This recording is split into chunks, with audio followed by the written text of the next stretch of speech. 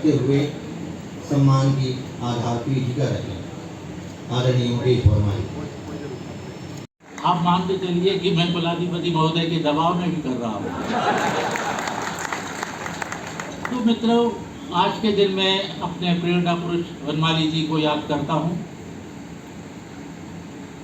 उन्होंने जो सोचा था, जो जाना था, जो जांचा परखा था, उसका सार उन्होंने अपनी किताबों में दिया और एक अच्छे संसार की उन्होंने कल्पना की। इससे का जो अच्छा संसार है वो हर व्यक्ति को बनाना है, लेकिन इसमें सबसे बड़ी जिम्मेदारी हमारे साहित्यकारों की बुद्धिजीवी वर्ग की है। बुद्धिजीवी वर्ग या साहित्यकार थोड़ा बहुत शायद आज भूल जाएं, लेकिन वनमाली जी के उस आदर्श वाक्य को हम लोग नहीं भूलते हैं और इसीलिए इस तरह के समारोह हम लोग निरंतर आयोजित करते हैं, संगोष्ठियाँ आयोजित करते हैं, पुस्तक यात्राएं आयोजित करते हैं, पुस्तकों का प्रकाशन करते हैं, उनको लोगों तक पहुंचाते हैं, जिसका परिणाम यह है कि नई कहानी का युग मान लो खत्म भी हो गया हो, लेकिन उसके बाद भी नई कहानी की पहचान, नई कहानी की याद, उसकी परंपराएं आज तक जीवित हैं और वो परंपराओं से हमारा जो आज का नया लिखने वाला है, नई पीढ़ी हमारी जो है वो उससे बहुत प्रभावित है। सोशल मीडिया में उनके नाम की ज़बरदस्त धूम है और अभी कुछ दिनों पहले मैं जो कि मुझको उसने कृतज्ञतापूर्वक मुझको दे दी। बाकी उनकी जो तिरोहित हैं और माई हैं, जो अन्य उपन्यास हैं, वो सबके सब बिक चुके हैं। ये आपके लिए एक बहुत बड़ी बात है। ये एक बहुत बड़ी बात है जिसकी ओर आपका ध्यान दिया जाना चाहिए। मेरा प्रकाशक तो कहता है कि आपको गोदाम का किराया देना पड़ेगा, 2 साल से आपकी किताब रखी हुई है, बिक नहीं रही है। तो जहाँ पर ये स्थिति, ऐसी दयनीय स्थिति हम जैसे लेखकों की है, वहाँ पर गीतांजलि जी आपकी किताब को ढूंढ ढूंढ के पढ़ना एक बड़ा दुष्कर काम है और उसमें लोग सफल हों, इसके लिए आप और भी किताबें लिखें। दूसरी खुशी की बात ये है कि बुकर जैसे महत्वपूर्ण पुरस्कार के लिए उनका नामांकन हुआ है। अब ये बात दूसरी है कि उनको मिले या ना मिले, लेकिन उनका नामांकन होना बड़ी बात है, क्योंकि पहला भारतीय लेखक है जिसकी किताब का नामांकन वहाँ तक पहुँचा है। एक दो मित्र मेरे से असहमत हो सकते हैं तो होने दीजिए, लेकिन मेरा कहना जो है मेरे लिए तो सही ही है। तो अधिकतर हम पेटे पिटाए विषयों पर लिखते रहते हैं और अगर आप चाहें तो 2-4 सालों में सूची भी बना सकते हैं, जिससे पता चले कि 5-6 विषय ऐसे हैं जिस पर लेखकों ने लगातार घनघोर रूप से लिखा है। लेकिन हरि भटनागर लगातार उस वर्ग के दुख, तकलीफ, वेदना के बारे में, पीड़ा के बारे में लिखते रहते हैं और यही उन्हें हम लोगों का बड़ा प्रिय बनाता है। मैं उम्मीद करता हूँ कि इस सम्मान को पाकर वो अपनी गति को और तेज करेंगे। अभी अभी उन्होंने एक उपन्यास 2 गज की ज़मीन लिखा है और आपको जानकर के बहुत खुशी भी होगी कि दूसरा उपन्यास भी उन्होंने लगभग तैयार कर लिया है। इस तेज़ी से वो उपन्यास तय कर रहे हैं कि मेरा मन होता है कि एक उपन्यास छोटा सा मेरे लिए भी लिख दें, तो उनका कुछ उससे बुरा नहीं होगा, लेकिन मेरा भला हो सकता है। बुद्धि से जो कुछ सोचा समझा वो आप तक पहुंचाया, इस बात को पर आप गौर ना करें। अल्प बुद्धि कुछ नहीं, भारी बुद्धि है और तरीके से मैं अपनी बात कहता हूँ। आपको बहुत बहुत इस समारोह की शुभकामनाएं।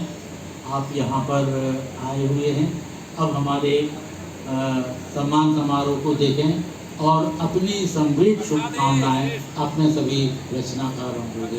बहुत बहुत आदेश। देखिए, हम लोगों का फिर मैं विश्वरंग की बात करूँगा कि उसमें हमने जो प्रतिज्ञाएं की थी, उसमें एक प्रतिज्ञा ये थी कि हमारा जो हिंदी साहित्य की जो हमारी रचनाएं हैं वो इतनी बिखरी हुई हैं कि उनको कभी कभी ढूंढ ढूंढ के पढ़ना पड़ता है और ये बड़ा दुष्कर कार्य होता है।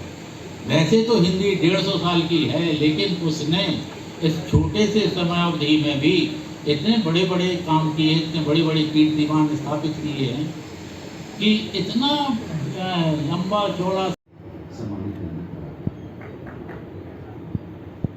हम आपको बता दें कि इस पुरस्कार के तहत सम्मान निधि के रूप में 51,000 रुपये प्रदान किए जा रहे हैं। साथ ही शॉल, पुष्पदल, प्रतीक चिन्ह और प्रशस्ति पत्रिका भी दी जा रही है।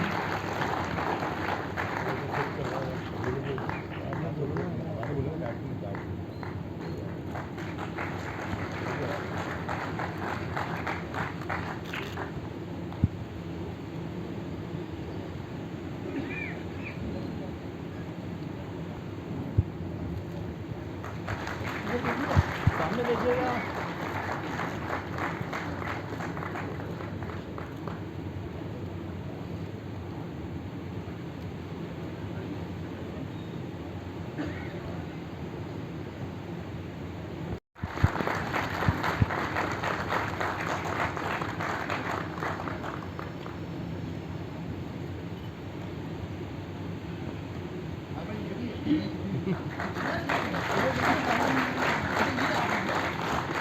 सामने देखिएगा, सामने। अरे इधर आ जाए एक दो। मैं बहुत बहुत श्री हरि भटनागर को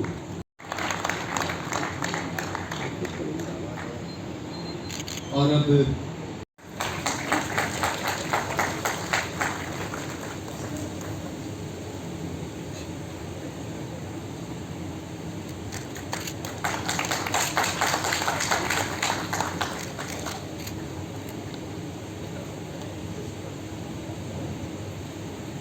इस पुरस्कार के तहत सम्मान निधि 51,000 रुपये तथा भेंट सामग्री, शॉल, पुष्पदल, प्रतीक चिन्ह और प्रशस्ति पट्टिका प्रदान की जा रही है।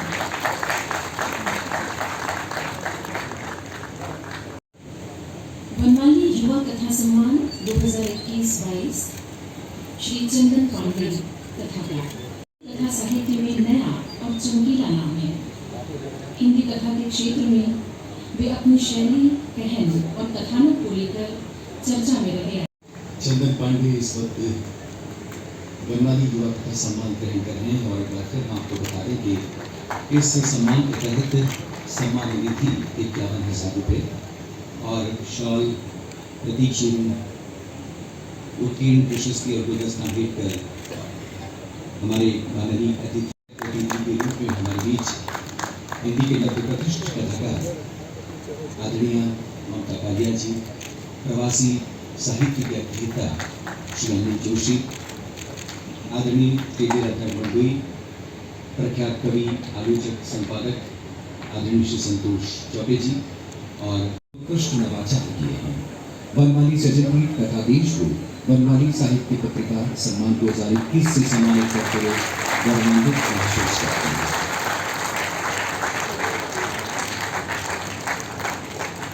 इस पुरस्कार के तहत सम्मान निधि 51,000 रुपये, शॉल, पुष्पदल, प्रतीक चिन्ह और प्रशस्ति पट्टिका बतौर भेंट सामग्री प्रदान की जा रही है। जोरदार तालियां एक बार।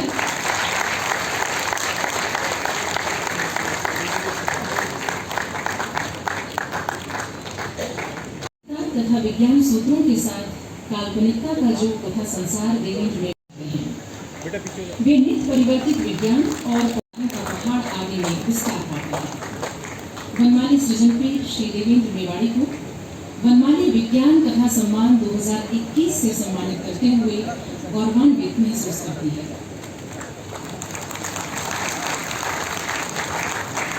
अनुभव में ढालने का खूब कौशल रखती हैं। 23 मई 1949 को दिल्ली में जन्मी दिव्या माथुर का रचना संसार अंतरसंगा रीत का लिखा खनापुर चंदन पानी वनमाली सृजनपीठ दिव्या माथुर को वनमाली प्रवासी भारतीय कथा सम्मान 2021 से सम्मानित करते हुए गौरवान्वित महसूस करती है। 51,000 रुपये की राशि और शॉल, पुष्पदल, उत्कीर्ण प्रशस्ति और चिन्ह भेंट कर सुश्री दिव्या माथुर को सम्मानित किया जा रहा है।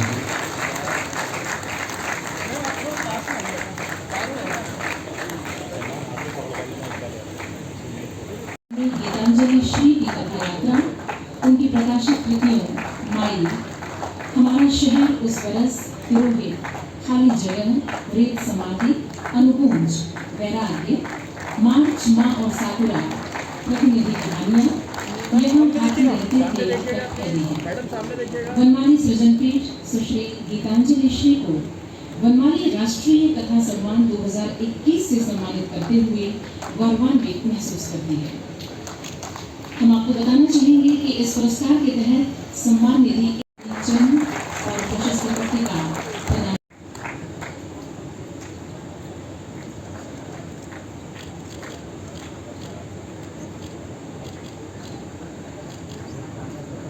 और इसके बाद जंगल के अमेरिकी आलोचक के अध्ययन को उनकी प्रकाशित कृतियों वीराला काव्य का व्यक्तित्व, आसमान के धरातल, अंधेरा नगर, वीराला काव्य पुनर्मूल्यांकन, हस्तक्षेप, आलोचना की रचना यात्रा, अंधेरे के वर्तुल, आधुनिकता के प्रतिरूप, समावेशी आधुनिकता, हिंदी का रचना शास्त्र, हिंदी उपन्यास का पुनरावतरण, परिभाषित।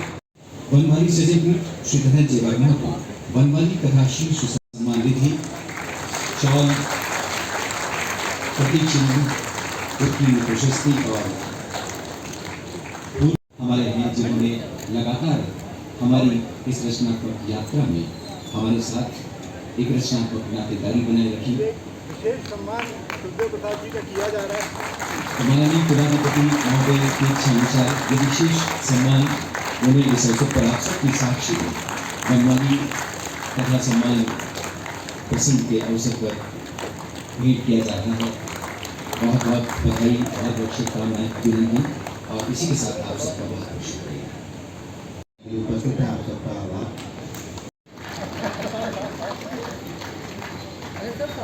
ऐसी विभूतियां एक साथ मंच पर आज हैं। तालियां बनती हैं हम भोपाल वाले।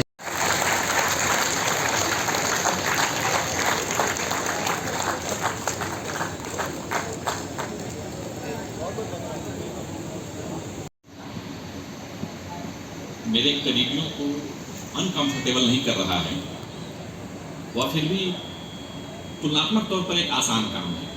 आसान करते ही नहीं है, लेकिन अगर इन्हें लगने लगा कि मतलब ये कौन सा साहित्य मैं लिख रहा हूँ कि लिखते लिखते खुश भी रहता हूँ, लगता है कि अधूरा रह गया या इसमें बनावटी सी बात है, या लगता है कि कोई दूरी मेंटेन कर रहा है, दूरी निभा रहा है, बना रहा है, तो वह लगता है कि जब हम अपने से बड़े लेखकों की आत्मकथ्य पढ़ते थे और जिस अकेलेपन चयन किया, मुझे मेरा चयन किया, इसके लिए मैं शुक्रिया अदा करता हूँ। ममता कालिया जी, केंद्रीय हिंदी संस्थान के उपाध्यक्ष जोशी जी, मुकेश वर्मा जी, वनमाली प्रवासी कथा सम्मान के लिए सृजनपीठ और इस महायज्ञ से जुड़ी सभी संस्थाओं को हृदय से आभार। आयोजकों की उदारता है कि उन्होंने मुझे सम्मानित किया, इस पुरस्कार के योग्य समझा। मैं बहुत हैरान हुई कि जब अपना नाम पढ़ा था।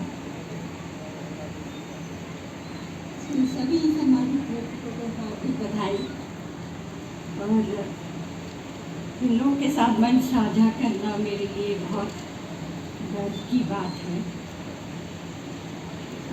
अपने और लेखन के विषय में एक छोटा सा कुछ नोट बता रही हूँ कि मैं बीन हूँ,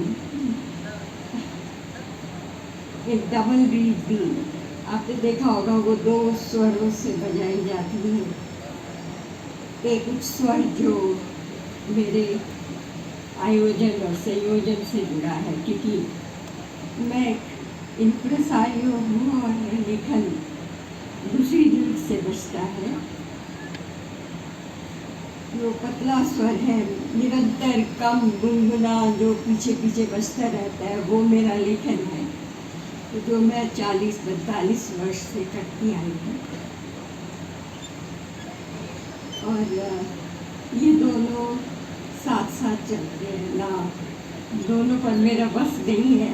लेखन निरंतर करती हूँ और शिवालिका में अभी संग्रहों के नाम पढ़े गए, वो सब मेरे काव्य संग्रहों के नाम हैं। और उससे मुझे एक प्रेरणा मिली कि क्यों ना मैं इन संग्रहों के नाम पर अब कहानियाँ लिखूँ। तो एक बहुत बड़ी प्रेरणा है ये, और आशा करती हूँ मैं ऐसा कर पाऊँगी। मैंने कहानी कविताएँ लिखना कोई 15-20 बरस पहले छोड़ दिया था। तो मैं अपने आसपास घट रही घटनाएं, स्पेशली NRIs और विदेशों में, उनके बारे में लिखती हूँ। और मानव जीवन को बेहतर ढंग से लोग समझें, सनातन मूल्य फिर से स्थापित हो, हम एक दूसरे का सम्मान करें, एक दूसरे के सहयोग से आगे बढ़े और एक दूसरे के प्रति कृतज्ञ मिलती है।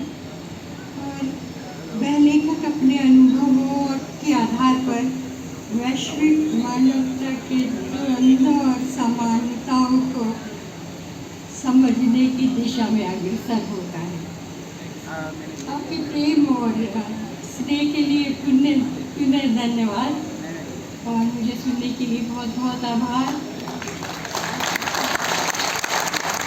गौरवान्वित अनुभव कर रहा हूँ, क्योंकि हमारी स्थिति विज्ञान लेखकों और विज्ञान कथाकारों की स्थिति सदैव हंस मध्य वको यथा ही रही है। साहित्यकारों के बीच हम वक्त की तरह से कुछ अलग समझे जाते थे।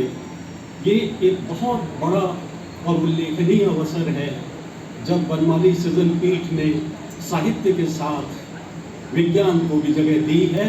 न केवल जगह दी है बल्कि उन साहित्य के नामचीन हंसों के बीच में मुझ जैसे एक सामान्य से विज्ञान कथाकार को भी बैठने का और सम्मानित होने का अवसर दिया है। इसके लिए बनमाली सृजन पीठ और आईसेक्ट संस्था, आचार्य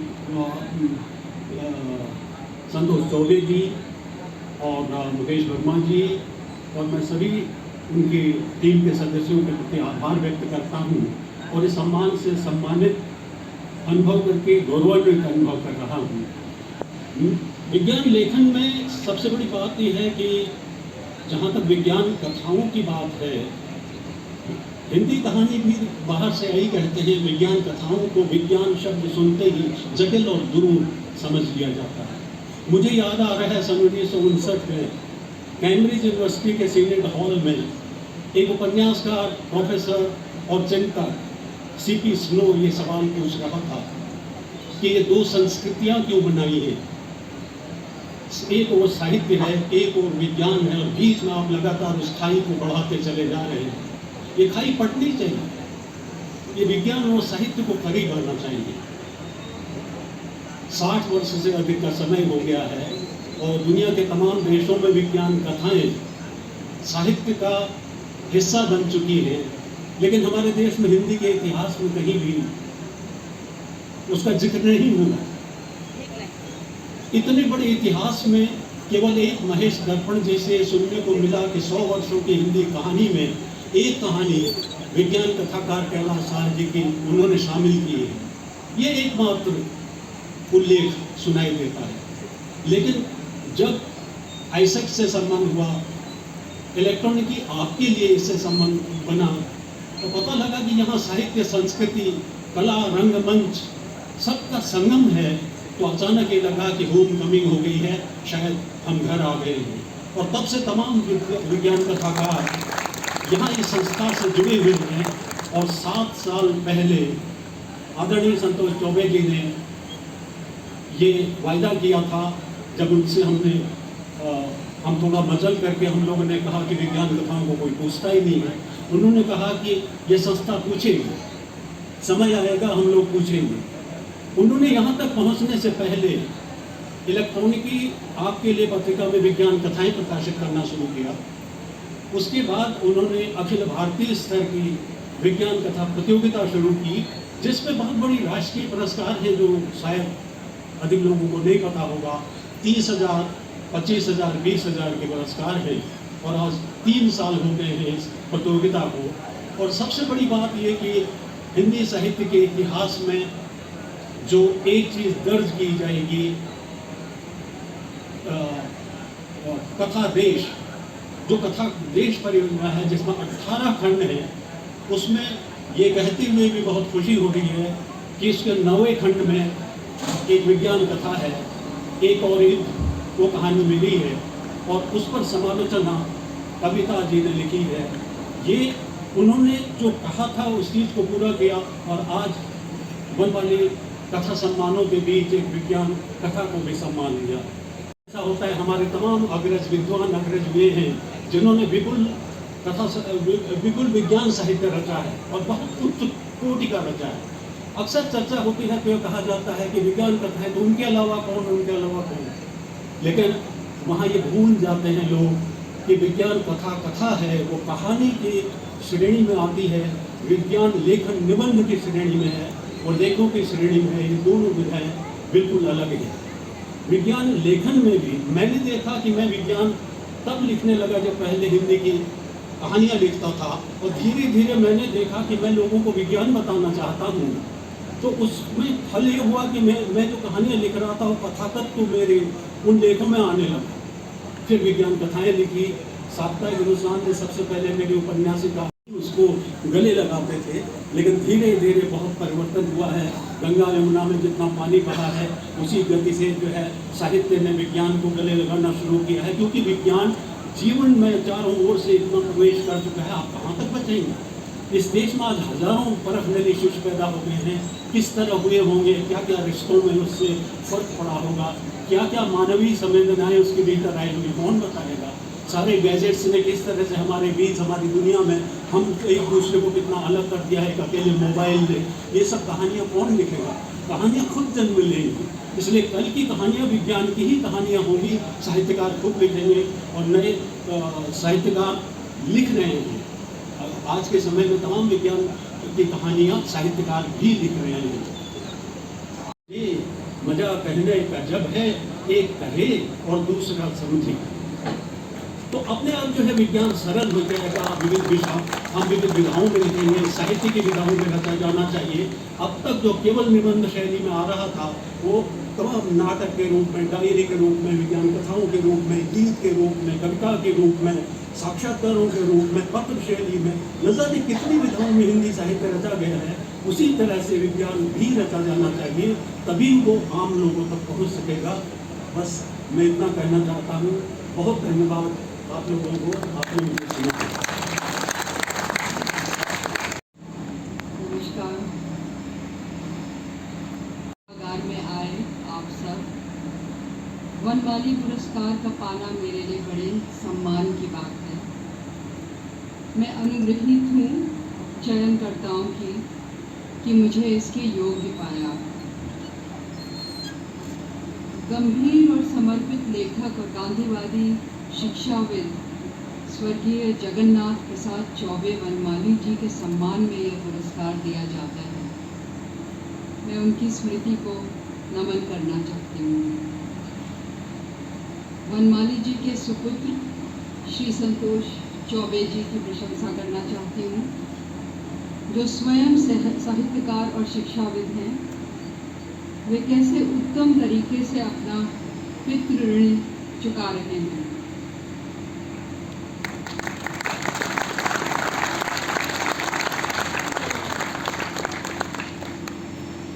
लेखक का काम है लिखना, जो वो अधिकतर अपने शांत एकांत में बैठकर करती है, अपने आप से और दुनिया से संवादरत। शोहरत और पुरस्कार की सोच कर या उनके लिए नहीं लिखती। ये चीज़ें उसके हाथ में नहीं, सिर्फ अच्छा लिखने की उसकी कोशिश उसके बस में है। उन्हें बहुत प्यार से याद करती हूँ। पुनः नमस्कार। 2021 के वनमाली कथाशीर्ष सम्मान से अलंकृत किए जाने पर मैं वाकई अभिभूत हूँ।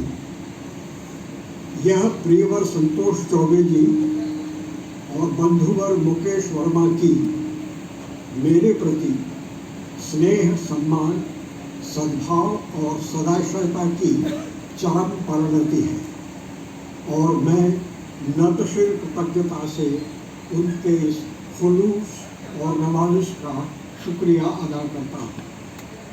परम आदरणीय सुप्रतिष्ठित कथाकार, शिक्षाविद और विचारक स्वर्गीय श्री जगन्नाथ प्रसाद चौबे वनमाली जी की स्मृति को सादर प्रणाम, जिनकी स्मृति में ये सम्मान स्थापित किया गया है। मैंने अपने लिखने पढ़ने की मेज पर कांच के नीचे बरसों पुराने किसी अखबार की एक कतरन ग्राफिती भित्ति लेख लगा रखी है।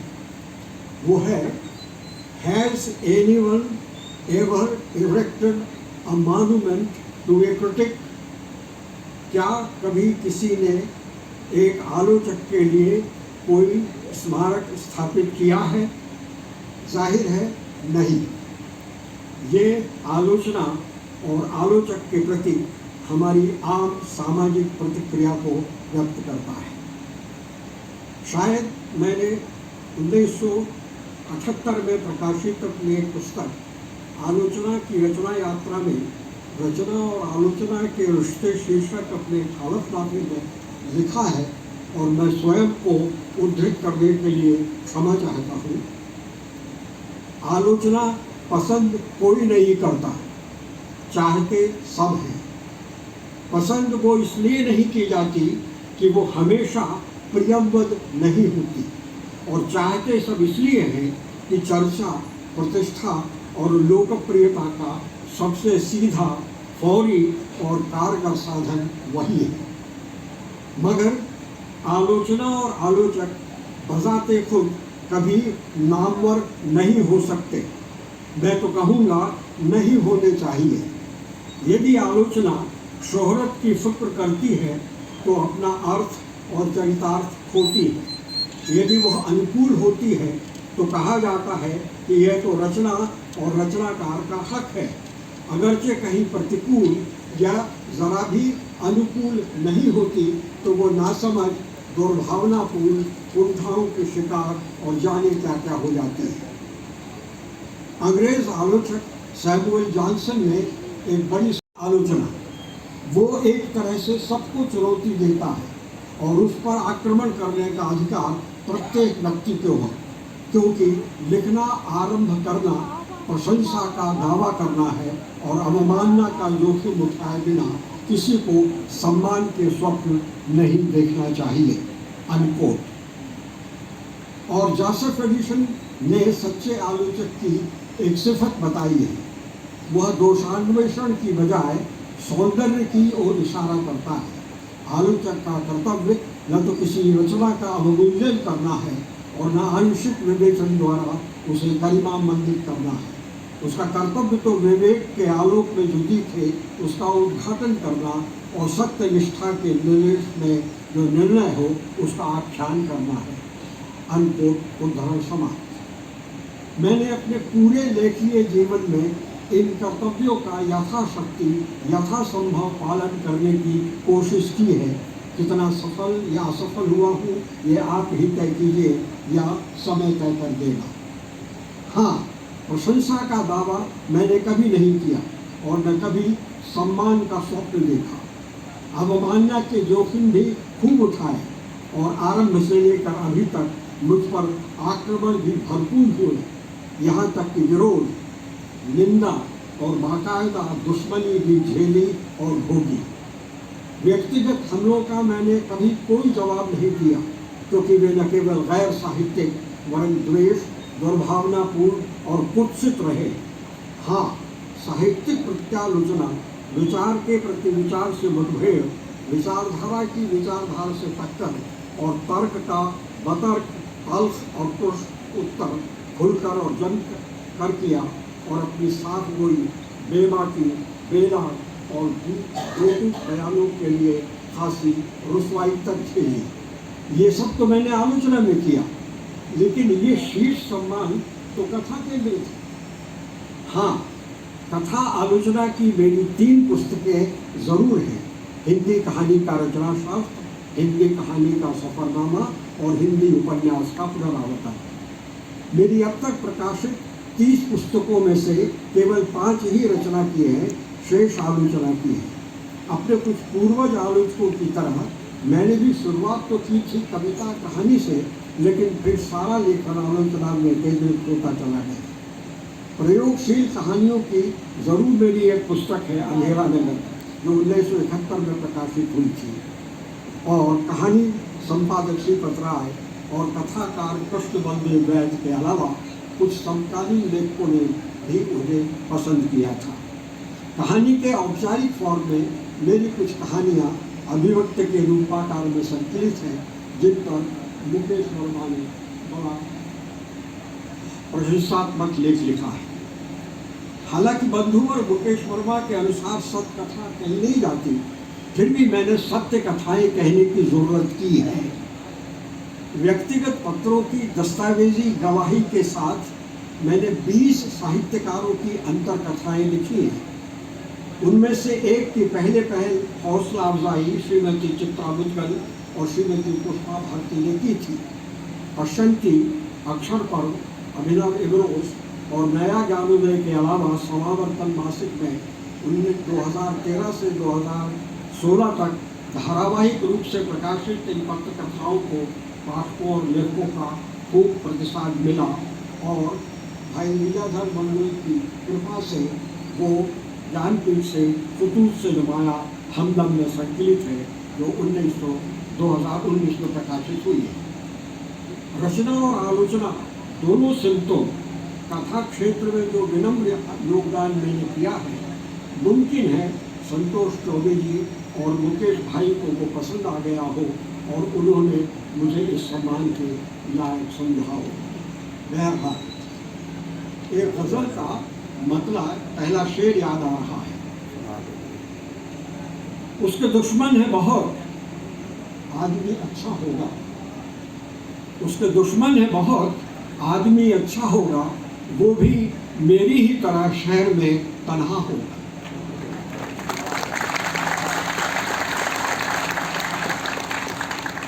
मेरे भी दुश्मन बहुत रहे हैं, अभी भी हैं, और मैं भी शहर में तन्हा ही हूँ। खुदा के साथ आप ही जाने कि मैं आदमी अच्छा हूँ या नहीं। हाँ, इतना खुश नसीब मैं ज़रूर हूँ कि चंद ऐसे दोस्त मुझे मिले हैं जिन्होंने सारे दुश्मनों की सारी दुश्मनी पामाल कर दी है। उनका मैं तहे दिल से शुक्रिया अदा करता हूँ। एक बार फिर संतोष चौबे जी और मुकेश भाई के साथ आप सबका शुक्रिया, आप सबको प्रणाम। आदरणीय अध्यक्ष महोदय, सबसे पहले सम्मानीय अग्रज धनंजय वर्मा और गीतांजलि श्री, दिव्या माथुर, देवेंद्र मेवाड़ी, हरि भटनागर, हरि नारायण, वैभव सिंह, चंदन पांडे, इन सभी को वनमाली सम्मान के लिए दिली मुबारकबाद। मैं वनमाली जी के बहाने और इन पुरस्कृत लेखकों ने जो कहा उसको ध्यान में रखता हुआ, याद करता हुआ अपनी कुछ बातें कहूँगा। पहली बात तो यह है कि मैंने सभी लेखकों को पूरा तो नहीं, लेकिन उन किसी का काफ़ी, किसी का कम पढ़ा है, और एक जो बहुत कॉमन पॉइंट है वो मैं आपको मीर के इस शेर के बहाने सामने रखता हूँ।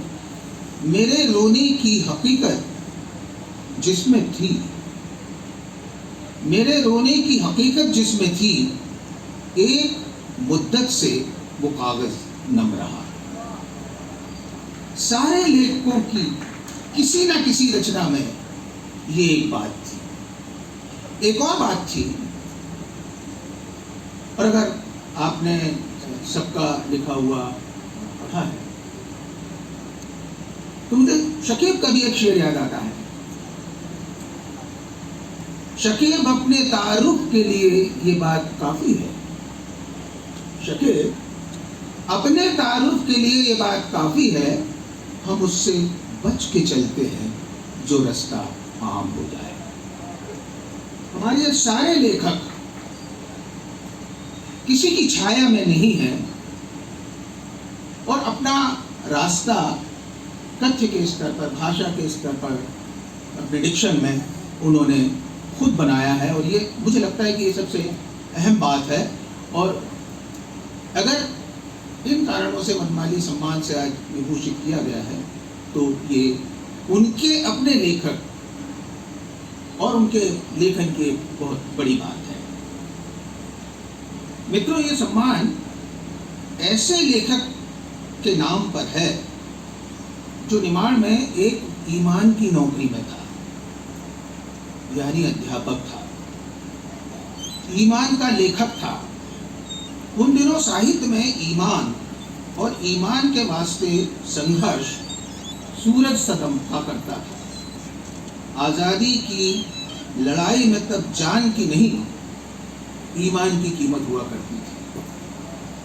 प्रतिरोध एक सच्चा जमीनी मूल्य हुआ करता था। कहने का मतलब है कि प्रतिरोध अपील की तरह कागजी है, जमीनी नहीं। मैंने वनमाली जी को नहीं देखा, उनकी तस्वीर देखी है। एक भव्य तस्वीर उनके समकालीनों के लिखे में भी देखी है, उनके बेटे संतोष जी के लिखे में भी पाई है। लेकिन वो जो श्वेत श्याम लिखा गया है,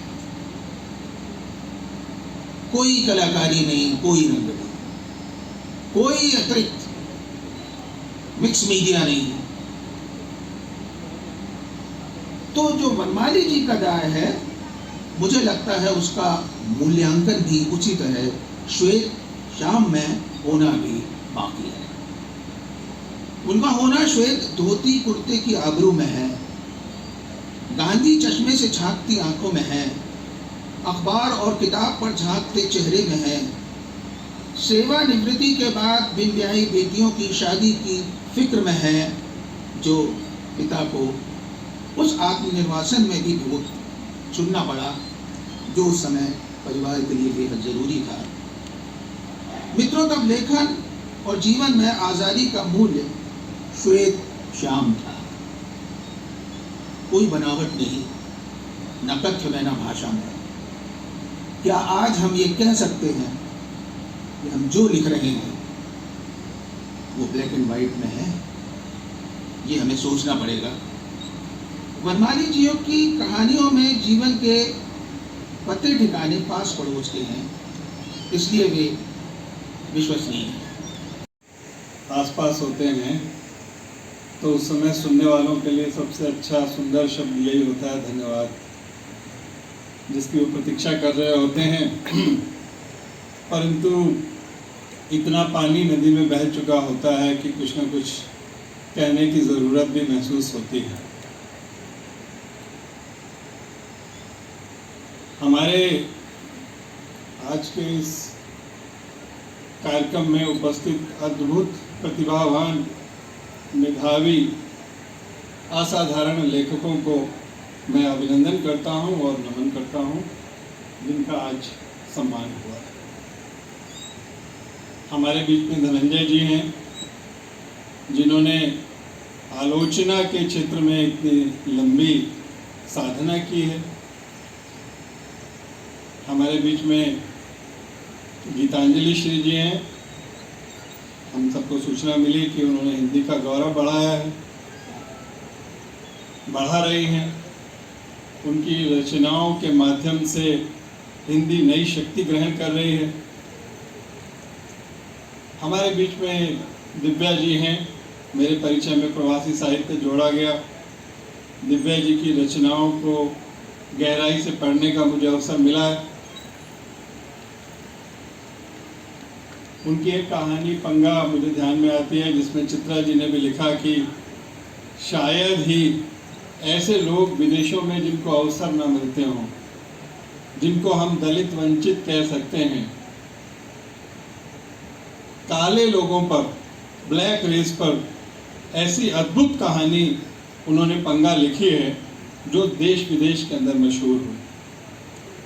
उनकी शब्दावली हम सब लोग परिचित हैं। टुल्ला क्लब करके उन्होंने एक व्यंग्य उपन्यास लिखा था और भारत के साथ उनका निरंतर संबंध उनको एक विशिष्ट लेखक बनाता है। और मुझे बड़ी खुशी है कि आज इस अवसर पर जो पहला प्रवासी कथा सम्मान है वो दिव्या जी को दिया गया है। प्रवाह पिछले वर्ष की जो सिविल सेवा थी, सिविल सर्विसेज थी, उसमें 762 में से केवल 11 विद्यार्थी भारतीय भाषाओं में पास हुए। हमारा प्रयास है कि ये स्थिति बदलनी चाहिए और इस स्थिति को बदलने के लिए आप सब लोगों का साथ चाहिए। हम आज साहित्यकारों को सम्मानित कर रहे हैं। एक से एक जो है वो साहित्यकारों की उनकी असाधारणता का सम्मान कर रहे हैं। अभी संचालक महोदय जब बोल रहे थे तो उन्होंने कहा कि आप लोगों को आश्चर्य होगा कि एक विज्ञान कथा प्रकाशित होती है। आप लोगों को आश्चर्य होगा कि वो हर महीने प्रकाशित होती है। इसका क्या मतलब है? इसका मतलब है कि ज्ञान विज्ञान के क्षेत्र से हमने अपनी भारतीय भाषाओं को और विशेषकर हिंदी को बिल्कुल अलग कर दिया। हमारे ये सारा ज्ञान विज्ञान केवल अंग्रेजी के अंदर सिमट कर रह गया। हमारे यहाँ पर हिंदी का मतलब साहित्य और साहित्य में भी कविता तक हमने सीमित कर दिया। इस देश के जो ये हालात हुए हैं उसमें बड़े बदलाव की न केवल ज़रूरत है बल्कि उसका प्रयास हम लोगों ने मिलकर किया है। आप सब लोगों को ये जानकर खुशी होगी कि वर्ष 2020 से भारतीय भाषाओं में भी इंजीनियरिंग की परीक्षा दी जा सकती है और 20 ऐसे कॉलेजों में 5 भाषाओं में ये परीक्षा और पाठ्यक्रम प्रारंभ हो गए। और जो लोग भोपाल में बैठे हैं, हम सब लोग, सबसे प्रसन्नता की बात है कि भोपाल के मुख्यमंत्री ने, भोपाल सरकार ने ये घोषणा की है कि अगले वर्ष से यहाँ पर MBBS की परीक्षा और पाठ्यक्रम भी हिंदी में होगा। मैं अपनी बात समाप्त कर रहा हूँ। वो एक शख्सियत है, वो एक शख्सियत है जो जवाब भी बन सकती है और सवाल भी। वो एक चिंगारी है जो राख भी बन सकती है और मशाल। वो एक शख्सियत है जो जवाब भी बन सकती है और सवाल भी। वो एक चिंगारी है जो राख भी बन सकती है और मशाल भी। उसे आवाज दो, उसमें कुछ न कुछ ऐसा है जो खोलता है, तुतलाता ही सही, अपनी भाषा तो बोलता है, उसे आवाज। जो हम कहते हैं कि भारत की संस्कृति देवताओं को जमीन पर बुला सकती है, वो उसकी सोई हुई शिराओं को भी जगा सकती है। उसे आवाज दो, वो सुरंग के मुहाने पर है, पर आएगा अवश्य, क्योंकि वही तो है अपना भटका हुआ भविष्य। मित्रों, मैं पुनः सभी सम्मानित रचनाकारों को बधाई देता हूँ और संतोष जी को पुनः बहुत बहुत बधाई कि उन्होंने इतना सुंदर कार्यक्रम रखा। जो मेरे सामने विद्वान बैठे हैं, नंद किशोर जी हैं, प्रियदर्शन जी हैं, जितेंद्र जी हैं, मनोज श्रीवास्तव जी भी थे और जवाहर जी भी थे। सभी लोगों को उनका आने के लिए बहुत बहुत धन्यवाद। पुनः आपको बहुत बहुत धन्यवाद।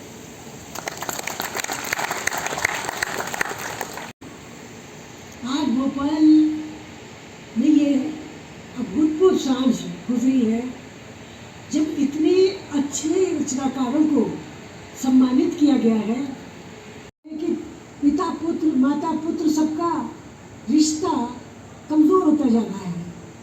पिछले 2 सालों में ऐसा कुछ हो गया है कि हम सारी दुनिया को बिफोर कोरोना और आफ्टर कोरोना, यानी AC और BC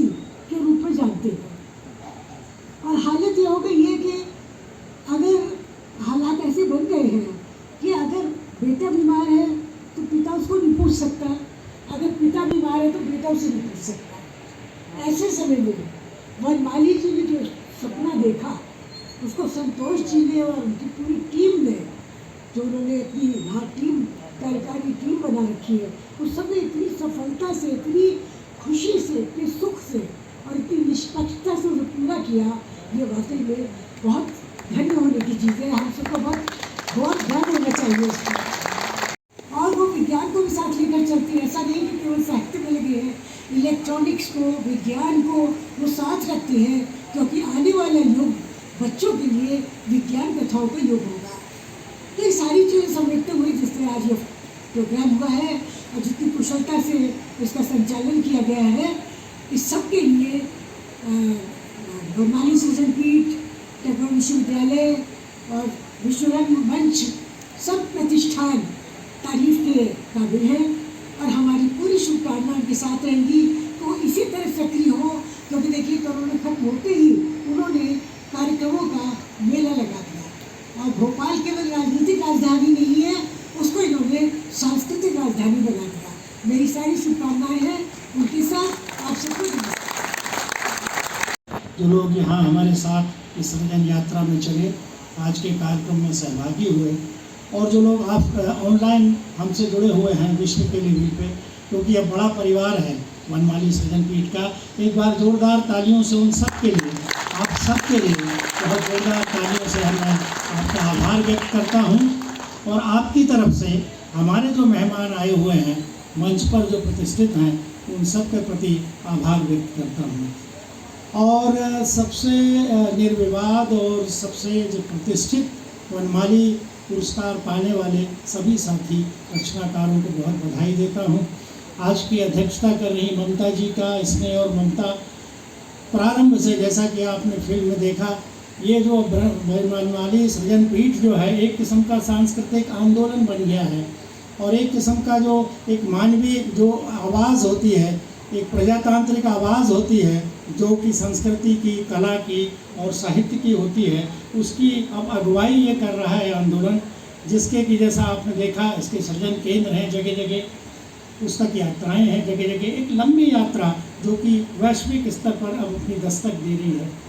आज इसकी अध्यक्षता करने ममता जी तमाम अपनी दिक्कतों के साथ भी हमारे बीच हमेशा रहती हैं, उनका वरद हस्त रहता है, हम उनका आभार व्यक्त करते हैं।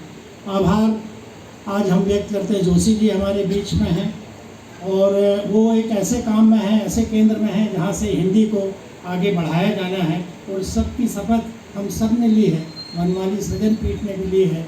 और भाषा का जब तक साहित्य हम रेखांकित नहीं करेंगे वो भाषा वैश्विक स्तर पर कैसे अपनी जगह बना पाएगी।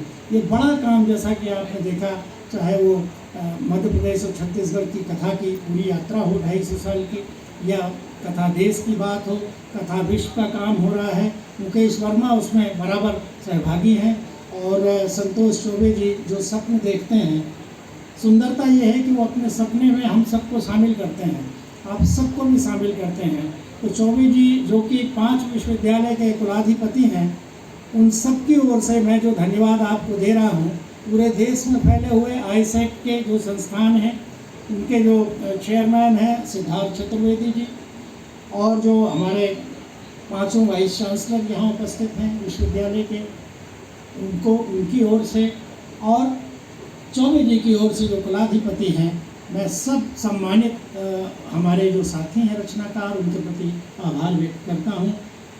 सभी वाइस चांसलर्स यहाँ उपस्थित हैं। मैं डॉक्टर अरुण जोशी जो खंडवा से आए हैं, सीवी रामन विश्वविद्यालय खंडवा के वाइस चांसलर हैं और कृषि में बहुत अच्छा काम कर रहे हैं, कृषि का बहुत नवाचार उन्होंने किया है, तो उनको और रजिस्ट्रार रवि चतुर्वेदी को रेखांकित करना चाहता हूँ।